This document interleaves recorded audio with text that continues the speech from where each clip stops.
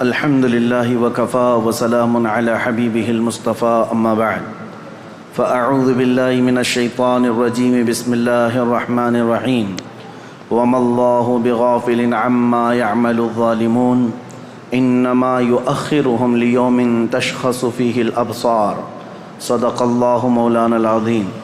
بارگاہ رسالت مآب صلی اللہ تعالیٰ علیہ وسلم میں درود پاک کا ہدیہ پیش کریں۔ اللہم صلی علی سیدنا و مولانا محمد معدن الجود والکرم وآلہ واصحابہ الکرام وابنہ الکریم وبارک وسلم صلاة دائمتا سرمدا ابدا۔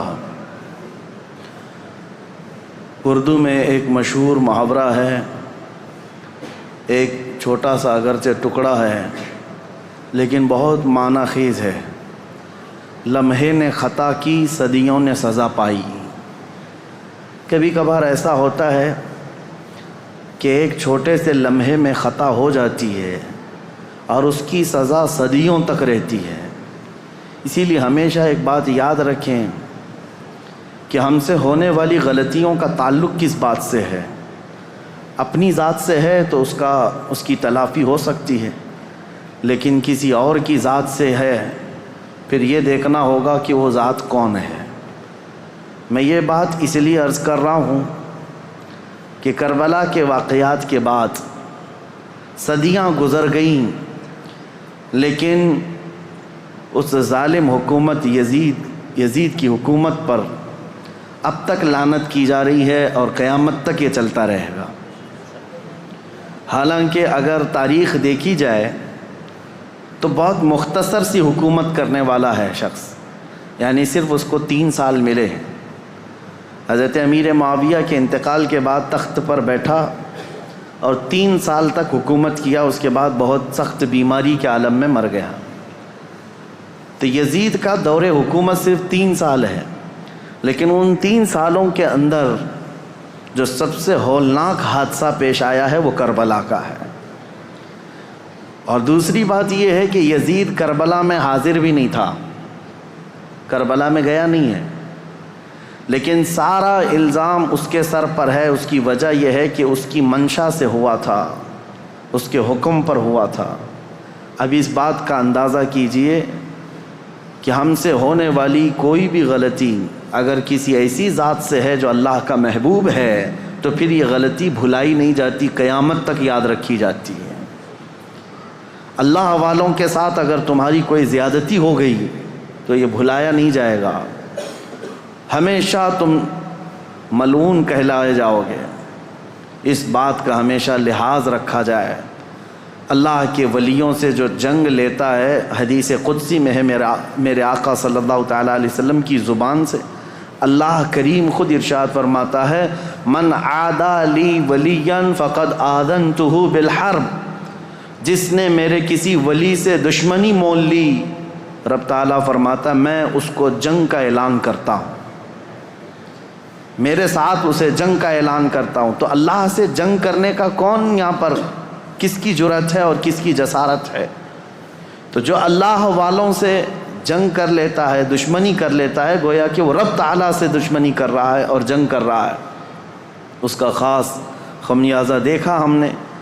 جن لوگوں نے اہل بیت اطہار کے ساتھ دشمنیاں کی ہیں وہ آج تک اللہ تبارک و تعالیٰ کے غضب کا شکار ہیں، آج تک اس کے غضب کا شکار ہیں۔ کسی بھی قوم کے اندر پوری دنیا گھوم کر کے آئیں، یزید کی ذریت کو یا اس کے کاموں کو اچھا کہنے والی کوئی بڑی جماعت آپ کو نہیں ملے گی۔ اکا دکا کوئی ایسا گمراہ شخص ہو، بددین ہو، بدعقیدہ ہو تو اس کی بات الگ، لیکن اتنی 14 صدیوں کے اندر ہزاروں ائمہ اکرام آئے، ہزاروں علماء اعظام آئے، لاکھوں کی تعداد میں صالحین آئے، کسی نے بھی اس کے کاموں کو اچھا کبھی نہیں بتایا۔ ایک وجہ یہ بھی ہے میرے عزیزو، اس نے زندگی میں کبھی کچھ اچھے کام کیے ہوں گے لیکن اس کا فرق نہیں پڑتا، برائی غالب آ جاتی ہے، اور وہ بھی برائی ایسی کہ رسول اللہ صلی اللہ تعالیٰ علیہ وسلم کے نواسے کا اور ان کے خاندان والوں کا اس طرح سے قتل کر دینا کہ جس کو رہتی دنیا تک یاد کیا جاتا ہے۔ اب ان کے بعد حالات کیا ہوئے، جیسا کہ میں نے اعلان کیا تھا 10 مجالس محرم میں کہ ما بعد کربلا کیا ہوا تھا، کربلا کے بعد کے حالات کیا ہیں۔ کربلا کی جنگ ختم ہوتی ہے حضرت امام حسین کی شہادت پر، جب آپ کا سر مبارک الگ کر دیا گیا تو یہ جنگ ختم ہو گئی۔ جشن منایا یزیدیوں نے، تقریباً 22,000 کا جو لشکر تھا اس میں کئی مرے بھی تھے، لیکن جلد بازی میں سارے جتنے بھی شہداء تھے سب کو ادھر ادھر بکھیر دیا گیا، لیکن چند سروں کو انہوں نے جمع کیا، خاص طور پر مولا امام حسین رضی اللہ تعالیٰ عنہ کا سر، کیونکہ دلیل کے طور پر انہیں یہ لے کر کے جانا تھا یزید کے دربار میں کہ دکھایا جائے کہ ہماری جنگ بھی ہوئی اور ہم نے کاٹ بھی دیا ہے، ختم کر دیا ہے۔ کبھی کبھار انسان حیوانیت کا شکار ہو جاتا ہے اور اتنا گرتا ہے کہ جانور بھی ایسا نہیں کرتے۔ اسی لیے امام غزالی کی وہ بات یاد رکھو کہ انسان کی 3 قسمیں ہیں، کبھی افضل ہو جائے تو فرشتوں سے بھی افضل بنتا ہے، اور کبھی نیچے گر جائے تو یہ جانوروں سے زیادہ ذلیل ہو جاتا ہے۔ جانور اپنی برادریوں میں سے کسی کا ایسا بہشکار یا ایسا قتل نہیں کرتے جیسا انسان انسانیت کا کرتا ہے، انسانوں کے ساتھ کرتا ہے۔ تو بہرحال جس نبی کا کلمہ پڑھتی تھی یہ جماعت، اس نبی کے اس نواسے کو جس کو رسول اللہ بے حد محبت کرتے تھے اور جس کے متعلق یہ فرمایا تھا کہ یہ جنتی جوانوں کا سردار ہے، اس کو کاٹ کر کے لے جا رہے ہیں، سر بھی لے کر کے جا رہے ہیں ساتھ میں۔ اور جب کربلا سے نکل کر کے یہ سب سے پہلے آئے تھے کوفہ کی سرزمین، یہیں تو امام حسین کو بلایا گیا تھا کہ آپ آ جائیے، یہاں سے آپ کو امیر المومنین منتخب کیا جائے گا۔ اسی کوفہ میں امام حسین کا سر لایا گیا تھا۔ کوفہ والوں پر اہل بیت اطہار کی طرف سے ایک غضب بھی ہے، اور آج دنیا میں دھوکے کے نام سے اگر کوئی چیز جانی جاتی ہے تو کوفہ، کسی کو اگر کہہ دیا جائے کہ کوفی ہے تو ایک محاورہ ہے، مثل بن گئی ہے کہ دھوکہ دینے والے کو کہتے ہیں، کیونکہ وہ دھوکے میں مشہور ہو گئے ہیں، بہت مشہور ہو گئے۔ تو کوفہ میں جب سر لایا گیا تو لوگوں کا ایک تانتا بند گیا دیکھنے کے لیے، اور عبید اللہ بن زیاد جو وہاں کا گورنر تھا اس کے پاس سر رکھا گیا تو اس نے اس کی بے حرمتی بھی کی، کہا حسین اگر تم یہاں نہ آتے تو تمہارے ساتھ یہ نہ ہوتا۔ اس وقت مسجد میں ایک بوڑھے صحابی بیٹھے ہوئے تھے، عبید اللہ بن زیاد امام حسین کو کیا کہہ رہا تھا کہ ختم ہو گیا جھوٹا شخص بھی اور جھوٹے کا بیٹا بھی، نعوذ باللہ۔ یہ سیدنا مولا علی کو بھی گالی تھی اور امام حسین کو بھی گالی تھی۔ صحابی رسول کو برداشت نہ ہوا، 80 سال کی عمر کے تھے، مسجد میں کھڑے ہو گئے، کہا وہ ابن مرجانہ، اس کی ماں کا نام مرجانہ تھا، اس کے باپ سے لوگ جب کسی کو عربی میں گالی دی جاتی تھی تو ماں کا نام لے کر کے کہتے کہ باپ کا پتہ ہی نہیں۔ وہ ابن مرجانہ کہ تو جس کے بارے میں کہہ رہا ہے وہ اس روئے زمین میں سب سے اعلیٰ، اس کا باپ سب سے اعلیٰ اور اس کا نانا سب سے اعلیٰ ہے، جس حسین کے بارے میں تو کہہ رہا ہے۔ اور میں گواہی دیتا ہوں اے کوفہ والو، یہ عبید اللہ بن زیاد کذاب ہے، دجال ہے، اور دجال کا بیٹا ہے، کذاب ابن کذاب ہے۔ انہوں نے اپنا حق ادا کیا، بھری محفل میں بھی حق بات کھڑے ہو کر کہہ دینا۔ عبید اللہ بن زیاد نے اس بوڑھے صحابی کو اسی مجلس میں قتل کروا دیا، 80 سال کی عمر کے تھے۔ دیکھیں ہر زمانے میں حق بات کو ایکسیپٹ کرنے والے اور بڑھ چڑھ کر اعلان کرنے والے موجود رہیں گے، بزدل چاہے جتنے بھی بن جائیں، لیکن کوئی نہ کوئی مجلس میں رہے گا، کیونکہ اللہ کا دین ہے اور صبح قیامت تک اللہ حق بولنے والوں کو زندہ رکھے گا۔ پھر اس کے بعد یہ سر امام حسین کا دمشق لایا گیا جو ملک شام کی راجدھانی ہے۔ دمشق میں یزید کا تخت خلافت تھا، وہاں پہلے ہی سے لوگوں میں اعلان ہو گیا تھا کہ کربلا میں جو جنگ ہوئی اس میں لٹا ہوا قافلہ آ رہا ہے، امام حسین کو، ان کے سر کو اور ان کے خاندان کی بیویوں کو اور ان کے بیٹوں کو قیدی بنا کر لایا جا رہا ہے۔ امام زین العابدین امام حسین کے بیٹے جو بیمار تھے کربلا میں، وہ جنگ میں میدان میں نہیں اترے، بیماری کی عالم میں ویسی رہے، اور وہ بھی چل کر کے دمشق پہنچے۔ وہاں پر بتایا گیا ہے دمشق شہر میں تاشے بج رہے تھے، ڈھول بج رہے تھے، باجے بج رہے تھے، امام حسین کا سر آ رہا ہے تو ایک جلوس کی شکل تھی، لوگ اپنی اپنی برآمدوں میں آ کر چھتوں پر کھڑے ہو کر دیکھ رہے تھے کہ یہ جلوس آ رہا ہے۔ اس عجیب حال ہے کہ شاعر نے بہت اچھے انداز میں کہا ہے کہ عجیب امت ہے، قتل کیا شبیر کا وہ بھی نعرے تکبیر کے ساتھ، یعنی ایک طرف اللہ اکبر کہنے والے ہی ہیں اور اسی رب ذوالجلال کے سب سے پیارے محبوب صلی اللہ علیہ وسلم کے نواسے کا قتل کر رہی ہے امت، اور پھر اس کے بعد اس کو گھما بھی رہی ہے۔ جب لایا گیا دمشق تو یہ حالات تھے کہ باجے بج رہے ہیں، ڈھول بج رہے ہیں، تاشے بج رہے ہیں، اور یزید کے دربار میں یہ لٹا ہوا قافلہ جب پہنچا تو یزید نے مگرمچھ کے آنسو بہائے اور کہا حسین اگر تم بغاوت نہ کرتے تو یہ حالات نہ ہوتے، اور اگر میرے سامنے آ جاتے تو میں قتل کا حکم نہیں دیتا۔ یہ سب حالات لکھے ہوئے ہیں، لیکن میرے عزیزو ایک بات ہے میں یہاں پر کلیئر کر دیتا ہوں۔ بعض ایسے لوگ ہیں جو تحقیقات کی بنیاد پر یہ کہتے ہیں کہ یزید تو افسوس کر رہا تھا امام حسین کے قتل پر، وہ راضی نہیں تھا۔ ہم کہتے ہیں یہ قتل ہو جانے کے بعد آنسو بہانا اور راضی نہ ہونے کا ڈھونگ کرنا یہ بات الگ ہے۔ اگر یزید حقیقت میں راضی نہیں تھا تو امام حسین کے قتل کے سلسلے میں جتنے کوفہ میں گئے تھے ان کو پکڑ کر سزا بھی تو دے سکتا تھا، لیکن سزا کسی کو نہیں دی گئی۔ اس کا کیا مطلب ہے؟ ایک طرف تم رو کر کے لوگوں کو بتا رہے ہو کہ میں اس سے راضی نہیں تھا، اگر تم راضی نہیں تھے تو عبید اللہ بن زیاد، عمرو بن سعد، شمر، خولی، یہ جن لوگوں نے مولا حسین کے ساتھ ظلم کیا اور ان کے بچوں کو مارا ہے، یزید بھرے دربار میں بلا کر کہتا کہ انہوں نے میری رضا کے خلاف کام کیا ہے، رسول اللہ کے بیٹے کا قتل کیا، لہٰذا ان کا قتل ہوگا، کہیں تاریخ میں نہیں ملتا ہے۔ تو لہٰذا یہ ڈھونگ رچانا یہ ایسا ہی ہے میرے عزیزو کہ صرف اتنا بیان دے دینا کہ ہمیں کھیت ہے، ہمیں افسوس ہے، یہ تو پولیٹیشین جیسے آج بھی کرتے ہیں، سیاسی لوگ، قتل ہو جائے پورا کا پورا گاؤں جل جائے، اس کے بعد تم ایک اسٹیٹمنٹ دے دو کہ ہمیں کھیت ہے، ہمیں افسوس ہے اس بات کا۔ تو کیا اتنا کہہ دینے سے ساری چیزیں ختم ہو جائیں گی؟ اسی لیے میں نے تقریر کی شروع میں ہی کہا لمحے نے خطا کی صدیوں نے سزا پائی۔ کبھی ایک لمحہ خطا ہو جاتی ہے اور اس کی سزا قیامت تک قائم رہتی ہے۔ یہی یزید نے کیا، 3 سالہ دور تھا اس کا، صرف تاریخ میں موجود ہے، اس کی حکومت صرف 3 سال چلی، لیکن ان 3 سالوں کے اندر جو اس نے ہولناک یہ حادثہ کیا ہے تو اس کی مذمت اور اس کی وجہ سے اس پر لعنت یہ صدیوں تک جاری رہے گی۔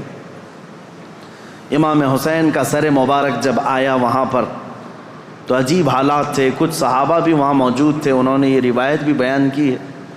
دمشق کے دربار میں جب امام حسین کا سر لایا گیا اس وقت سیدہ زینب رضی اللہ تعالی عنہا نے ایک خطبہ دیا تھا وہاں یزید کے دربار میں، پردے میں تھیں لیکن انہوں نے حالات بیان کیے تھے، وہ کرب ہے، وہ درد ہے ان کے خطبے میں، انہوں نے جھنجھوڑ رکھا تھا، حتیٰ کہ جو یزیدی دربار میں کھڑے تھے وہ بے اختیار رونے لگ گئے تھے،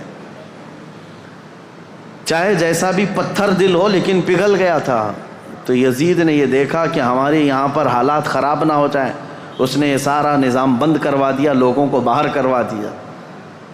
تو امام حسین کے سر کو بار بار وہ چھڑی لگا کر بات کرتا تھا، اور اس کے بعد تاریخ میں یہ موجود ہے کہ امام حسین رضی اللہ تعالیٰ عنہ کا سر مبارک، اس میں روایات میں اختلاف ہے، بعض نے کہا امام زین العابدین کے ساتھ مدینہ طیبہ لایا گیا، بعض میں شہر عسقلان میں رکھا گیا جو ملک شام کا ایک علاقہ ہے، تہخانے میں رکھا گیا تھا، اور تقریباً 450 سال کے بعد وہاں سے مصر لایا گیا قاہرہ میں۔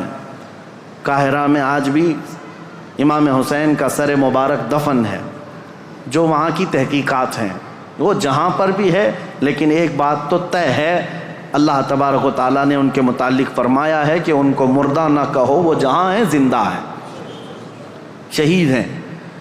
اب جب مدینے یہ قافلہ آیا تو بڑا غمگین ماحول تھا پورے مدینے کا، مدینے والوں کو پہلے سے خبر تھی۔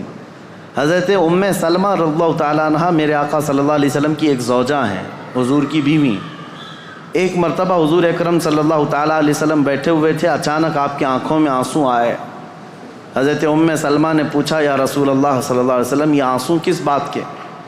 کہا کہ مجھے جبرائیل نے آ کر یہ خبر دی ہے کہ میرے اس لخت جگر فاطمہ کے بیٹے کو میری امت شہید کر دے گی، مار ڈالے گی۔ مجھے اس بات کا قلق ہے، دکھ ہے، اور جبرائیل نے ایک شیشی میں مجھے مٹی لا کر کے دی وہ اس کربلا کے میدان کی، اور وہ حضرت ام سلمہ کو دے دیا۔ حضور نے کہا کہ یہ شیشی سنبھال کر کے رکھنا، جس دن دیکھنا کہ اس کی مٹی لال ہو گئی تو سمجھ لینا کہ میرا بیٹا شہید ہو گیا۔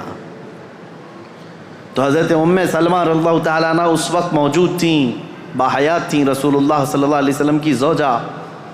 وہ کہتی ہیں کہ وہ شیشی میں نے رکھی تھی، اور جس دن یہ کربلا کا واقعہ پیش آیا اس دن انہوں نے خواب بھی دیکھا حضور صلی اللہ تعالیٰ علیہ وسلم کو کہ نبی کریم صلی اللہ تعالیٰ علیہ وسلم گرد و غبار جھاڑتے ہوئے اپنے لباس کو جھٹکتے ہوئے تشریف لا رہے ہیں۔ تو حضرت ام سلمہ نے حضور کو خواب میں دیکھ کر پوچھا یا رسول اللہ صلی اللہ تعالیٰ علیہ وسلم کون سے لمبے سفر سے آپ تشریف لا رہے ہیں کہ گرد و غبار آپ جھاڑتے ہوئے تشریف لا رہے ہیں؟ میرے آقا صلی اللہ تعالیٰ علیہ وسلم نے فرمایا ام سلمہ میری امت کے اشقیاء نے میرے بیٹے کو اور میرے خاندان کو کاٹ دیا، قتل کر دیا کربلا کے میدان میں۔ ان کی سب کی لاشیں میں جمع کرتا کرتا سب کو دیکھتا ہوا وہاں سے آ رہا ہوں، کربلا کے میدان سے تھکا ہوا۔ حضرت ام سلمہ کہتی ہیں کہ میں گھبرا گئی، یہ خواب دیکھی تھی رات کو۔ صبح وہ جلدی اٹھتی ہیں، یہ عاشورہ کا دن تھا۔ وہ فرماتی ہیں کہ میں جلدی سے جا کر اس شیشی کو یاد کرتی ہوں جو میرے آقا صلی اللہ علیہ وسلم نے مجھے زندگی میں دیا تھا، وہ ویسی سنبھالی رکھی ہوئی تھی۔ جا کر دیکھا تو اس شیشی کے اندر مٹی نہیں، پورا خون جمع تھا۔ حضرت ام سلمہ کہتی ہیں میں نے مدینے والوں کو اسی دن اطلاع دے دی کہ اے اہل مدینہ رسول اللہ کا بیٹا شہید ہو گیا۔ اس وقت کوئی ٹیلی گرام نہیں تھا اور نہ ہی کوئی ایسی تیز خبریں لانے والا انٹرنیٹ یا موبائل یا فون کا سسٹم تھا، مواصلات تو نہیں تھے۔ خبریں جو آتی تھی کوئی قاصد خبر لے کر کے آتا تب پتہ چلتا، وہ بھی خبریں کبھی 8 دن کے بعد 10 دن کے بعد پہنچتی تھی۔ لیکن مدینے والوں کو اسی دن خبر پہنچ گئی تھی کہ امام حسین کا قتل ہو گیا۔ یہ حضرت ام سلمہ نے خبر دی تھی۔ مدینے والوں نے آ کر کے پوچھا کہ یہ حالات ایسے ہو گئے۔ اس کے بعد پھر اس دن سے لے کر ہر دن مدینے والے انتظار میں رہتے کہ رسول اللہ کا یہ خاندان اہل بیت کب یہ واپس مدینے آئیں گے۔ تو ملک شام سے وہ لوگ واپس جب مدینے آ رہے تھے تو پورا مدینہ باہر نکل گیا تھا، پورا مدینہ باہر نکل گیا تھا۔ اور وہاں پر جو بچی ہوئی عورتیں تھیں، سیدہ زینب اور امام حسین شہید کربلا کی 2 بیویاں جو بیوہ ہو گئیں، اور امام زین العابدین اور امام حسن کے 2 بیٹے، چھوٹا سا ایک قافلہ واپس مدینے آ رہا تھا۔ تو مدینے والے کہتے ہیں جیسے ہی وہ قافلہ مدینے کے اندر آیا تو لوگوں کی ایسی چیخیں بلند ہو گئیں، لوگ دیکھتے رہ گئے، کیونکہ رسول اللہ کے گھر کے کچھ افراد مدینے میں ابھی بھی موجود تھے۔ حضرت بی بی سغرا اور امام حسین کی اور ایک بیوی یہاں پر موجود تھی۔ سب انتظار کرتے رہ گئے، اور جیسے ہی یہ لٹا ہوا قافلہ آیا تو مدینے والے کہتے ہیں ایک وہ دن تھا جب رسول پاک صلی اللہ تعالیٰ علیہ وسلم کی وفات ہوئی، اس دن مدینہ سب سے زیادہ رویا تھا، اور دوسرا یہ دن تھا جب امام حسین کا قافلہ، لٹا ہوا قافلہ مدینے میں داخل ہوا تھا تو مدینہ سب سے زیادہ رویا تھا۔ امام زین العابدین بیمار سجاد جیسے ہی مدینے میں داخل ہوئے سیدھے روضہ رسول پر حاضر ہوئے، اپنے اس قافلے کو لے کر روضہ رسول پر حاضر ہوئے۔ لوگ دھاڑے مار مار کر روتے تھے۔ امام زین العابدین کربلا کی پوری داستان رسول اللہ کو سنا رہے تھے، کھڑے ہو کر کہہ رہے تھے یا اللہ کے رسول، نبی محترم، نبی محتشم، آپ کے اس لاڈلے نواسے کو جو آپ کے کندھوں پر بیٹھ کر سواری کرتا تھا، آپ کا وہ لاڈلا نواسا جو آپ سجدے میں جائیں تو پیٹھ پر سوار ہو جاتا تھا، اس لاڈلے نواسے کو اشقیاء کی جماعت نے بغیر پانی دیے، بغیر کھانا دیے ذبح کر دیا۔ یا اللہ کے رسول، ہم نے اپنی آنکھوں سے دیکھا ہے آپ کے اہل بیت اطہار میں سے 6 ماہ کے علی اصغر کو بھی انہوں نے تیروں سے چھلنی کر دیا۔ آپ کے گھر کے ہر جوان بچے کو گھوڑوں پر سے دوڑا کر کے ان کی لاشوں کی بے حرمتی کر دی۔ جب امام زین العابدین رو رو کر کے یہ بیان کرتے تو مدینہ، جتنے لوگ تھے مدینے کے وہاں موجود، سب چیخیں بلند ہو گئی۔ کئی لوگ تو وہاں غش کھا کر گر گئے تھے اس غم کی داستان پر۔ اس کے بعد امام زین العابدین جب تک زندہ رہے، کبھی ان کو کسی نے ہنستے ہوئے نہیں دیکھا، کبھی مسکراتے ہوئے نہیں دیکھا۔ بعض روایتیں بتاتی ہیں کہ امام زین العابدین رضی اللہ تعالیٰ عنہ کو لوگ ہنسانے کی کوشش کرتے ہیں، کہتے کہ وہ حالات ہو گئے ختم، اب تو آپ معمول کے حالات پر آ جائیں۔ آپ یہی فرماتے کہ جس کے سامنے اس کے گھر کے سارے افراد کو 3 دن کی پیاس اور بھوک کے بعد ٹکڑے ٹکڑے کر دیے گئے ہوں، اور تم اس شخص سے ہنسنے کی امید رکھتے ہو، اس سے مسکرانے کی امید رکھتے ہو۔ امام زین العابدین کو کبھی کسی نے مسکراتے نہیں دیکھا۔ کبھی وہ کسی قصاب کی دکان کے پاس سے گزرتے تو روتے کھڑے ہو جاتے ہیں۔ قصاب دکانوں پر جیسی امام زین العابدین آتے، گوشت پر چادر اڑا دیتے تھے، اور لوگ یہ کہتے کہ وہ کچا گوشت دیکھتے ہیں تو رو پڑتے ہیں کہ میرے گھر کے خاندان کے سارے افراد کا گوشت اسی طرح سے بکھرا ہوا تھا۔ وہ کسی ذبح کرتے ہوئے جانور کو دیکھتے تو رو پڑتے تھے، ان کی آنکھوں سے آنسو نکل آتے، اور یہی کہتے کہ لوگ تو جانوروں کو پانی پلا کر ذبح کرتے ہیں، میرے باپ کو لوگوں نے 3 دن کی پیاس کے بعد ذبح کیا تھا۔ تو ان کے غم کے برابر تو میں سمجھتا ہوں دنیا کا غم ہی نہیں ہے امام زین العابدین کا۔ لیکن میرے عزیزو، قرآن کی یہ آیت بالکل برحق ہے۔ میرا مولا فرماتا ہے وَمَا اللَّهُ بِغَافِلٍ عَمَّا يَعْمَلُ الظَّالِمُونَ، اللہ ظالموں کے کام سے غافل نہیں ہے، بے خبر نہیں ہے۔ ہر ظالم اپنے انجام کو پہنچے گا ضرور۔ حالات کروٹ لیتے ہیں۔ یزید کا دور حکومت ختم ہو گیا، اس کے بعد یزید کا بیٹا معاویہ تخت نشین ہوا۔ 6 مہینے صرف خلافت چلی، اس کے بعد یہ خاندان کی وراثت ہی ختم ہو گئی۔ معاویہ کے بعد، یعنی یزید کا بیٹا جو معاویہ تھا، اس کے بعد پھر اس خاندان میں خلافت ہی ختم ہو گئی۔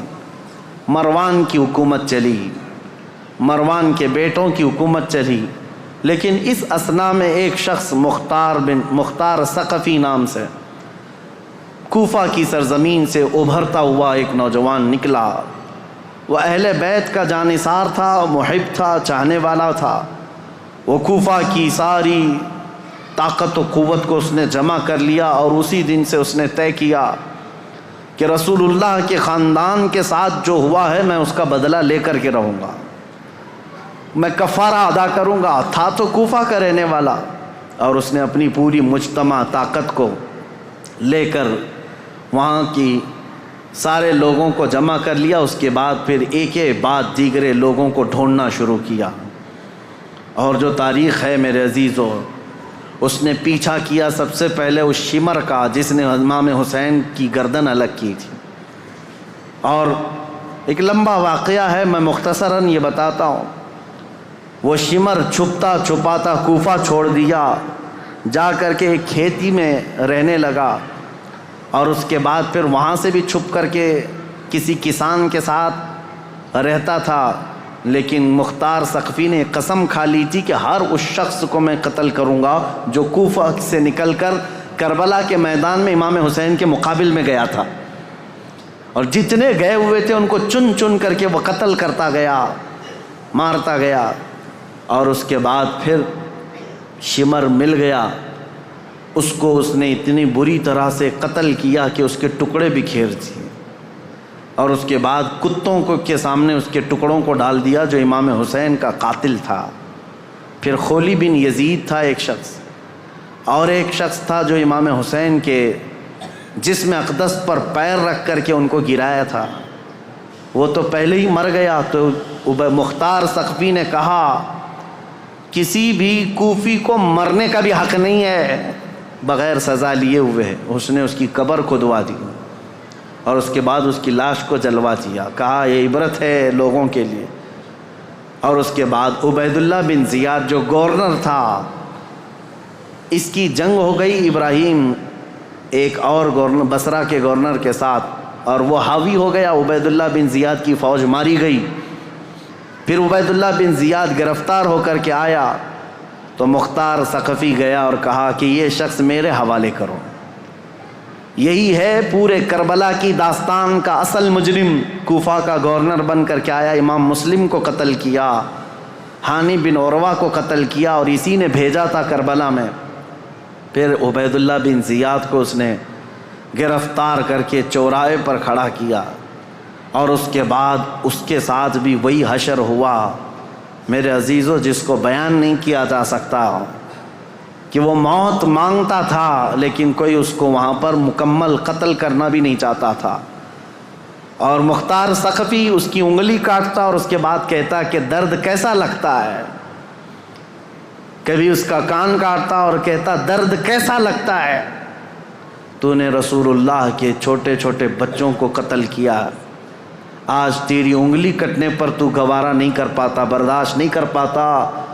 اس حسین ابن علی نے کیسے گوارا کیا ہوگا جب 6 مہینے کے بچے کی گردن میں تم نے تیر ڈال دیا تھا۔ کئی دنوں کی اس مشقت کے بعد عبید اللہ بن زیاد کو بھی قتل کر دیا گیا، ختم ہو گئے، اور جتنے گئے ہوئے تھے عمرو بن سعد سب مارے گئے، ایک بھی نہیں بچا۔ یہاں تک کہ یہ سلسلہ تقریباً 3 یا 4 سال تک چلا۔ مختار ثقفی کو جتنے لوگوں کی لسٹ تھی اس نے ایک بندے کو بھی نہیں چھوڑا۔ اسی لیے یہ تاریخ میں بات رقم ہے کہ کربلا کے میدان میں جتنے بھی مقابل میں آئے تھے، عبید اللہ بن زیاد کی اگوائی میں آنے والی یہ پوری جماعت 22,000 کی، ان میں سے ایک شخص بھی نہیں بچا، اور تاریخ میں ساتھ یہ بھی لکھا گیا ہے ان میں سے کسی ایک کی نسل بھی نہیں چلی، کسی ایک کی نسل بھی نہیں چلی۔ اب یہاں دیکھیے تاریخ کا کیسا عجیب منظر ہے، 22,000 ختم ہو گئے 4 سال کے اندر اور نسل بھی نہیں چلی، اور امام حسین کے ٹکڑے کر دیے گئے، لیکن نسل 14 صدیوں سے اب بھی چل رہی ہے، اب بھی چل رہی ہے۔ حسینی سادات ہر جگہ موجود ہیں میرے عزیزو۔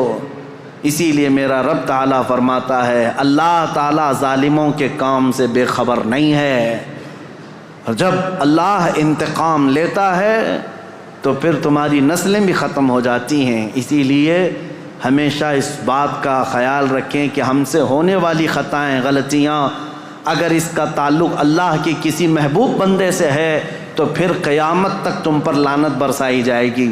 کبھی ہرگز ایسا کام ہونے نہ پائے کہ تم سے زیادتی ہو گئی ہو اور وہ بھی کسی اللہ والے کے ساتھ، ورنہ اللہ انتقام لے گا، اللہ انتقام لے گا۔ آپ یہ مت سمجھ کر کے چلیں کہ صرف ایک کربلا ہو گیا اور ایک یزید تھا، ایک حسین تھے اور پھر معاملات نہیں، ہر دور میں یہ معاملات ہوتے ہیں۔ آج بھی آپ کو یہی نصیحت کر رہا ہوں کہ کبھی تمہاری طرف سے کسی ایسی شخصیت کو تکلیف نہ پہنچاؤ جو اللہ والا ہے، اللہ کا محبوب بندہ ہو، ورنہ ہوگا یہ کہ اس کا انتقام اللہ لے گا، اللہ کی طرف سے ہوگا۔ ایک مشہور بزرگ ہیں، وہ حضرت شیبہ، مجذوب بزرگ تھے، بیٹھے رہتے تھے بازار میں، اور ایک بڑے سیٹھ آدمی نے اپنی بیوی کو شاپنگ کے لیے لایا، اور اس کے بعد وہ اس کی عورت کو عمدہ لباس پہنا کر کے بازار میں چل رہا تھا۔ یہ جو حضرت شیبہ ہیں، بزرگ ہیں، ان کا پیر کیچڑ میں ایسے گر گیا تو کیچڑ اچھل کر کے بیگم کی لباس پر کیچڑ آ گیا، تو سیٹھ کو بڑا غصہ آ گیا کہ میری بیگم کے نئے نئے کپڑے جو ہے نا کیچڑ میں خراب ہو گئے، اور یہ بوڑھا شخص اس نے ایسا کیا، تو آیا زوردار 2 تماچے لگا دیا اس بزرگ کو، حضرت شیبہ کو، پاگل دیوانہ کہیں کا نظر نہیں آتا، کیچڑ میں پیر ڈال دیا، میری بیگم کے مہنگے لباس کو تو نے گندا کر دیا۔ اس بزرگ نے کچھ نہیں کہا، بابا معاف کر دو، غلطی سے میرا قدم گر گیا۔ کہا کیسی غلطی؟ دامن پکڑ کر کے کھینچنے لگا۔ بیگم آئی اور کہا چھوڑ دو، یہ اللہ والے ہیں، ان کے بارے میں لوگ جانتے ہیں۔ کہا کہاں کا اللہ والا، کیسا اللہ والا؟ اس کو دکھاوا تھا، اس سیٹھ کو اپنی بیگم کے سامنے اپنی پہلوانی دکھانی تھی، مارا توڑا سب کیا، گھر گیا۔ اسی شام کو گھر کے اوپر سیڑھیوں سے اس کا پیر پھسلا، نیچے گرا اور ایسا گرا کہ سر کا کھوپڑی باہر آ گئی، بھیجا باہر آ گیا، جگہ پر انتقال ہو گیا۔ یہ واقعہ میں اس لیے بتا رہا ہوں، مکافات عمل کیا ہے۔ اس کی بیگم نے ہلہ کرنا شروع کیا کہ یہ معاملہ اسی وجہ سے ہوا، آج اس بزرگ کو اس نے مارا، اسی وجہ سے میرا شوہر آج مر گیا۔ لوگ جمع ہوئے، سب کے پاس یہ عورت یہی کہتی تھی کہ اسی وجہ سے ہوا ہوگا، اسی وجہ سے ہوا ہوگا۔ لوگوں نے کہا چلو ہم پوچھتے ہیں ان سے، کیا آپ نے ایسی بد دعا کر دی اس بندے کو کہ مر ہی گیا بیچارہ؟ تو ایک حلوائی کی دکان پر یہ بیٹھے ہوئے مل گئے، لوگ آئے جو ذمہ دار تھے گاؤں کے، کہا کہ بابا اس نے 2 تھپڑ کیا لگائے، آپ نے اس کو ایسی بد دعا کر دی کہ اس کی تو جان چلی گئی، وہ تو ختم ہی ہو گیا۔ کہا کیسے ہوئے؟ لوگوں نے بتایا سیڑھیوں سے گرا اور نیچے گرا تو بھیجا ہی باہر آ گیا، مر گیا۔ اس بزرگ نے کہا اللہ کی قسم، اللہ گواہ ہے، میں نے کوئی بد دعا نہیں کی، اللہ کی قسم دیتا ہوں، تم مجھ سے جو حلف لینا چاہو لے لو، میں نے کوئی بد دعا نہیں کی ہے۔ لوگوں نے کہا لیکن اس کی عورت تو یہی کہہ رہی ہے کہ آپ کو آج اس نے مارا تھا 2 تھپڑ اور آپ کی بد دعا سے وہ ہلاک ہو گیا، پھر ایسا کیسے ہو گیا ہے؟ اس بزرگ نے ہنستے ہوئے کہا کہ بیٹا بد دعا تو میں نے نہیں کی، میں تو معاف کر دیا، لیکن دستور ہے دوست کو پہنچی ہوئی تکلیف دوست برداشت نہیں کرتا۔ میں تو معاف کر دیا، میرا دوست جو اللہ ہے وہ گوارا نہیں کرتا۔ اس کے کسی ولی سے تم نے دشمنی کی تو خود فرماتا ہے میں اس کے ساتھ جنگ کا اعلان کرتا ہوں۔ اسی لیے ہمیشہ اس بات کا لحاظ رکھیں میرے عزیزو، ہمارے کسی عمل سے اللہ والوں کو تکلیف نہ ہو۔ دیکھو رسول اللہ کے اہل بیت یہ اللہ والے تھے، امام حسین، تکلیف پہنچی تو آج تک وہ یزیدی ذلیل ہیں اور لعنت کے پھٹکار ان پر برس رہے ہیں اور صبح قیامت تک ہوتے رہیں گے انشاءاللہ۔